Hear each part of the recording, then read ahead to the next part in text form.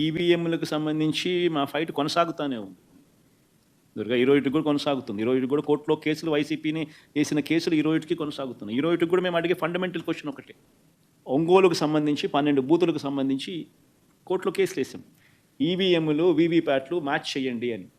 నిజంగానే election commission మనసులో కల్ముషం లేకపోతే చేయొచ్చు కదా, మ్యాచ్ చేయొచ్చు కదా, చేసి చూపించవచ్చు కదా, అందరి డౌట్లు పోతాయి కదా. మా డౌట్లే కాకుండా దేశంలో ఉన్న అందరి డౌట్స్ పోతాయి కదా.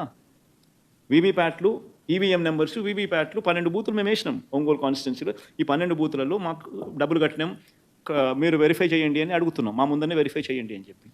కల్ముషం లేకపోతే చేయొచ్చు కదా, మరి ఎందుకు చేయడంలా?